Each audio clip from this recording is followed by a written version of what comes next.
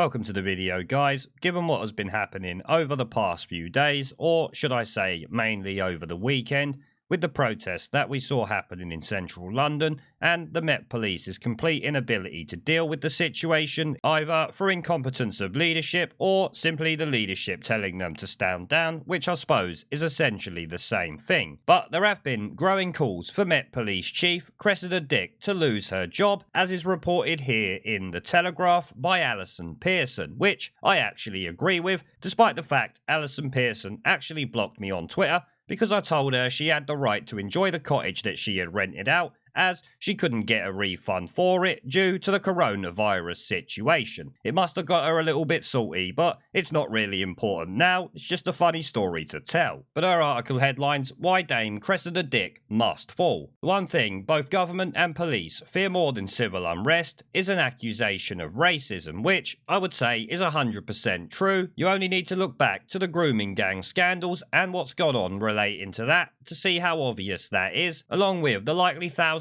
of other instances that you could easily point to. Her article continues, "Here's a puzzle for you. How can police caution two grandparents and tell them to leave their son's garden because they have exceeded the permitted gathering of 6 people when over 15,000 protesters were allowed to pack Hyde Park in the response to the brutal death of George Floyd in the United States?" Which, I am just going to say something to you quickly. I've seen the pictures of Hyde Park. There was never 15,000 people there. I don't care what anybody says. A few thousand people at most from the pictures that I have seen from above the protest. But it is something I have said, the protests themselves have actually prevented the lockdown from having any credibility, which would explain why the government is relaxing it so much coming Monday, with all shops opening and who knows what else they will add by then. How is it that grief-stricken relatives are not allowed to attend the funeral of a beloved uncle because it's against the law, but furious youngsters get a free pass as they deface the Winston Churchill statue? Which is obviously something me and multiple people have pointed out. These lot get to run around London and do what they want, deface our monuments, but we can't attend a funeral or go round and see our family or friends, which is just lunacy. How does Housing Minister Robert Jenrick keep a straight face when he says reopening churches will have to wait because the exhortation during the singing of hymns is a problem? And I suppose, Mr. Jenrick, that scores of protesters pursuing Met officers as they beat a frantic retreat down Whitehall don't present an exaltation problem with their foul, 4-lettered airborne oaths. No, of course not. They have virtue signalling on their side. That makes them essentially immune, according to the Metropolitan Police, along with most politicians and the media, which we obviously know is just nonsense. As the old Boris was one to exclaim, in the Orwellian lockdown we now inhibit "Holy, holy, holy, Lord God Almighty," which congregations should have been singing at full throttle on Trinity Sunday, is banned because it allegedly presents a danger to public health. Yet, on that same Sunday, there was no limitation on gleeful, expectorated cries of "fuck the police." Church, it turns out, are in the bottom category of the most dangerous and least important services,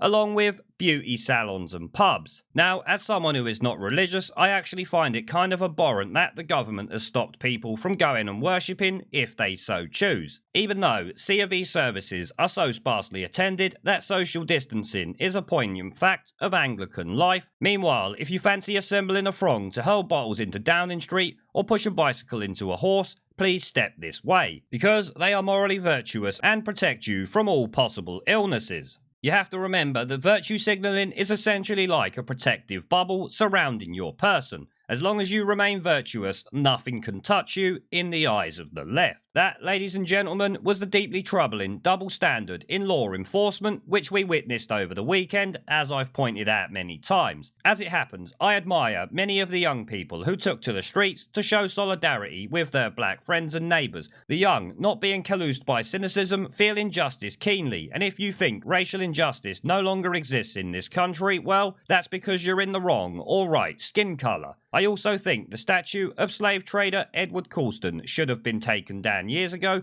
and put in a museum where it belongs. Colston transported 100,000 men, women and children from Africa to America and mislaid 20,000 on the way. No one should have to look up to that. But none of this means it's okay for the police to turn a blind eye to criminal damage. Superintendent Andy Bennett of Avon and Somerset Police explained that arresting the protesters as they grappled with Colston's statue would have caused more disorder and disruption. He understood the frustration and anger many Bristolians have felt towards the statue over the years. It may come as a surprise to Superintendent Bennett, but the police are not paid to moralise or empathise. They are supposed to enforce the law, which is exactly what I said when I covered this in a video. A fear that you may provoke protesters further if you attempt to restrain them is not enlightened law enforcement, it's a green light for anarchy, which is also what I said. You have essentially told these people they can go to Bristol and do whatever they want. You will take the tactical decision to do absolutely nothing. Things were no better in London, where we saw a collapse in metropolitan policing standards. A collapse is an understatement. There was no standards. They were essentially just standing around watching in case a protester got hurt so they could quickly run over and give them a little bandage while bending the knee or sucking their feet or washing it or whatever the fuck these people have been doing. You know what I'm talking about. It's an utter disgrace, and as she said, there was a collapse in policing standards. Officers displayed extreme patience and professionalism throughout a long and difficult day, said Commissioner Cressida Dick,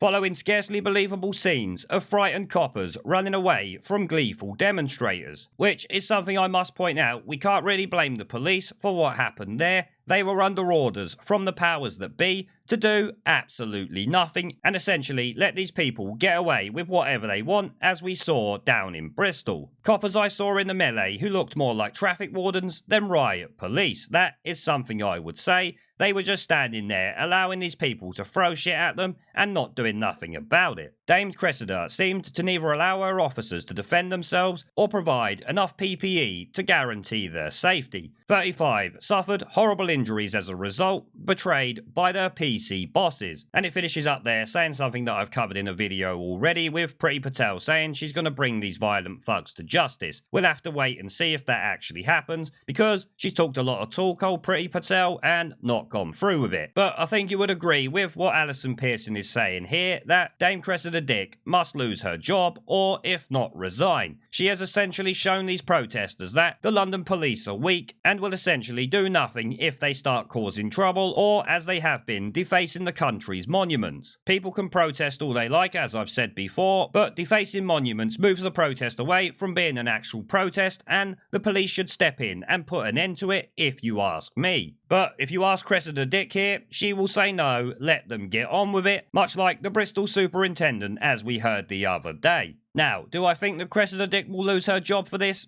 Do I fuck? She'll still be there, nothing will go on, she'll just pass off the blame to someone else, or just completely ignore it, as is more often the case. Now, as always, I want to say a massive thank you to everyone who supports the channel, and my other social media links are down in the video description if you want to come and support me on Twitter, BitChute, and a variety of other platforms, including my second YouTube channel. As I said, all links are down in the video description.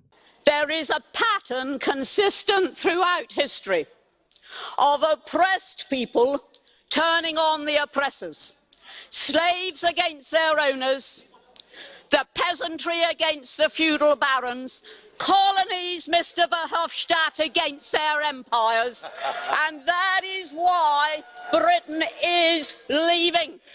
And it doesn't matter which language you use, we are going, and we are glad to be going. We're off.